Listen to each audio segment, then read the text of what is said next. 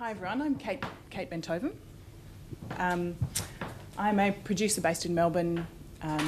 My experience, I guess, in Asia and my interest in this program to this point has been predominantly in Indonesia and India. I lived in Indonesia for a year and India for almost two, working a lot with independent artists, and in India I was based within the High Commission in India producing a big Australian cultural festival.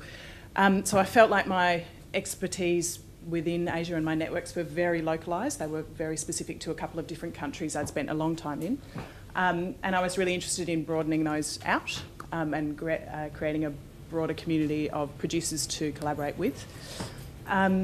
Also, I've done quite a lot of cross-cultural collaborations with various artists in different countries, and I think having a network of producers to discuss those with, to take some learnings from, is something really important. So that's what I was hoping to get out of this camp over a number of years.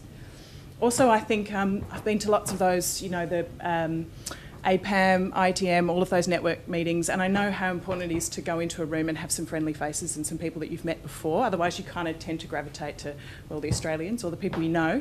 And I found just recently, I was in Korea a couple of weeks ago for the ITM Asia Satellite, and it was fantastic because there was probably a quarter of the people in that room that I'd already met and was able to connect with again, and then able to introduce those people to some of the other delegates. And just that idea of having a network of, and able to sort of pick up a conversation. It's great not to have to begin at the beginning every single time. And I think these relationships are really cumulative. They always happen over multiple years. So, for example, a fantastic woman, we met Yoko in Japan, who was a gorgeous woman, who was impressive at drinking shots late at night, actually, for a very small Japanese woman.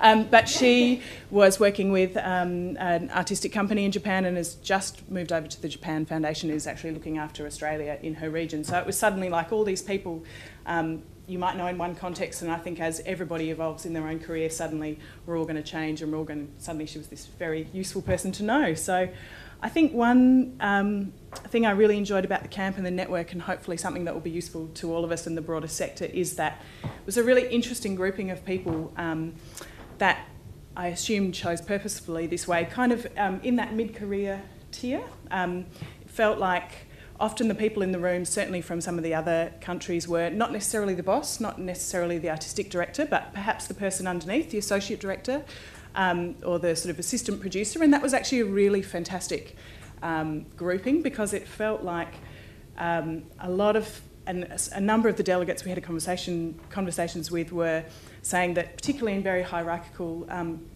cultures, sometimes if you're with your boss and you're the assistant, you will never have a voice, you will never be part of a discussion. But actually this is a group of people being very free in their conversation and kind of discussing a lot of ideas that I think was in a very kind of open way. And I think that was a really clever part. It felt like we were all kind of at the same level, and we were all kind of sharing our expertise and a really interesting kind of group of networks through that process. So I think that's, I'm looking forward to seeing how all of us kind of move up and the sort of the different ways we contribute to that. I think the thing that I found the most rewarding or the most useful out of this whole process is, I think as a producer, and I do a lot of work now with the Art Centre as a presenter and as a curator, I think you can never understand enough about context, about the context that people's, not only the artists are coming from, but the context that the producers are working within. I just think it's really easy in somewhere like Australia with a well-resourced and a well-funded context to make a whole bunch of assumptions about who you're dealing with at the other end of the email or the phone. And the great thing about the camp was we got to really understand the different contexts that a lot of our colleagues are working in. And even within that room, you had people from the very kind of resourced, some of the North Asian environments, Korea, Japan, where there's government funding, there's great venues, but then it's their own challenges around the kind of complex relationships with government or the complex hierarchy to their own structures, versus the kind of people who came from, say, Indonesia and Malaysia, which are countries that have essentially no government funding whatsoever. Usually the government-run venues are ones that you probably want to stay away from as an independent artist, people working completely informally or in an alternative sector. So I think for me, starting to really drill down into some of those contexts was incredibly valuable, because I think I thought I'd go through a couple of examples, just because sometimes specificity is kind of useful. So, for example, a couple of the Malaysian delegates we talked to, and I think a lot of these learnings can be applied to Cambodia and Indonesia too. We're talking about the fact that, for example, pretty much every artist working within those countries would not be working in an infrastructure we call professional, as in they're not paid to be artists. Even artists working at a very high level are essentially making their work in the evenings, on the weekends, in between doing other jobs, often in venues which are, begged, borrowed and stealed. So you're really working with an infrastructure where people are working with other currencies that aren't necessarily kind of funding in cash. And I think that also was interesting to hear how that flows into the producer side of things. People are often having to work very commercially as producers because, they can't go to an Australia council. Their show either has to be sponsored, somebody has to sponsor it, they have to be able to sell tickets, or essentially it's a completely informal economy. So I thought as producers all together kind of essentially working within the same art form, we were all coming from really different ends of the spectrum. It's always good to realise again, and I have known this through living in Indonesia, is that often in multiple countries within Asia and within the region, you actually can't study things like production management, like stage management, like certainly in Indonesia anyway, you can't do formal training in this stuff. So again, people are really learning by doing in those infrastructures, and things like the capacity to have a 360 production view and get a really rigorous tech spec together and then send that out on the road in a really kind of formalised way is really, really difficult for artists and producers. And I think, again, it's always great to remember that at the other side as a presenter, when you're when we're receiving artists or receiving work and you kind of get something and go, how on earth, I can't put this into my venue. Actually thinking about the context people are working in and the kind of adaptability that they need to have. I really enjoyed lots of discussions around areas of marketing and uses of alternative spaces. I think, again, when your infrastructures are less formal, people can often be really a lot more creative. I always think if you want to have a lesson in online digital marketing, ask somebody from Indonesia or ask somebody from Malaysia or ask somebody from Cambodia, because nobody prints anything. It's ridiculous. It's A, nobody can afford it, and B, why would you? I mean, that's so 20th century. So I really enjoyed the kind of discussions we had around marketing and engagement with an online community, because it just felt streets ahead of what I hear most of the time in Australia, and it's really great to kind of feel behind the eight ball sometimes in what you do.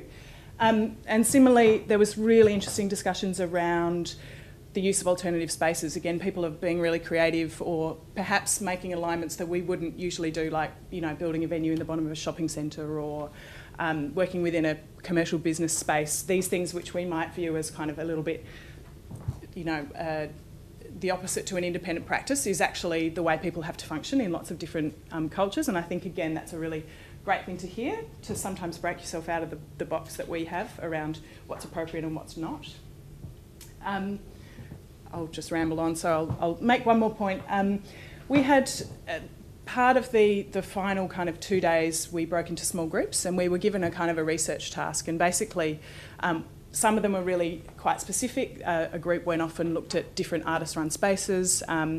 Some were quite general. Ours we sort of managed to hone very quickly in on almost an area of philosophy, which was an interesting sort of, because of the people, our group. And we really looked at this idea of traditional versus contemporary. I've had a variation of this conversation for years working with artists from Asia. Often when artists are drawing from a tradition, they're drawing from a lineage or a cultural heritage form, they're perceived as, of course, traditional in the West, but actually what they're doing is highly contemporary. So we essentially spent a whole day and then moved into the next day trying to unpack from these different points of view. We had a Japanese point of view, a Korean, myself, somebody who works a lot in Indonesia, this whole crazy, gnarly idea of what is tradition and what is contemporary in a place in all of these different Southeast Asian countries. And I thought it was, again, just really great to have so many different points of view, because so many stories were shared about, for example, the Korean delegate was working with a a music company. She was a manager of a music company, and they were a contemporary music company. They were all trained in Western classical forms, Western contemporary music. And they were really struggling to get into the overseas market, and they weren't really getting much traction. And then they started to incorporate a number of sort of traditional drums, Korean drumming.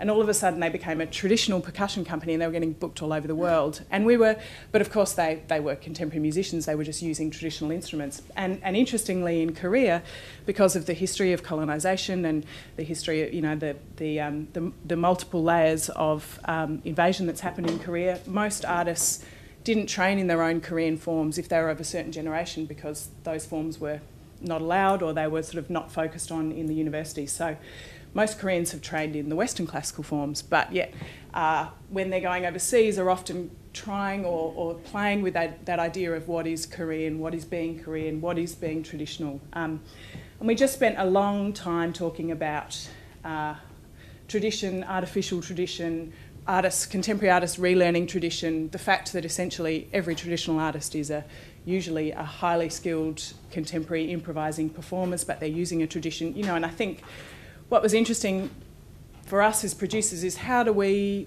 what is our role in all of that? What is our role in exoticisation of forms? What is our role of kind of playing to what we think a market's going to want, to saying something's traditional when actually it is actually very contemporary? And you know, how do artists from Asia, when they're travelling overseas, retain some sort of form which feels legitimate to them but is also kind of legitimate to an outside audience? So that was a really kind of big conversation that occurred over a couple of days, really, and it's left me with a lot of thinking and has influenced a lot of my thinking sort of going forward. So yeah, I think that was my experience of the camp. It was both about sort of big picture ideas, but also about really zoning in on some really kind of practical things and understanding the different ways people are working and what we can kind of take from that. That's it.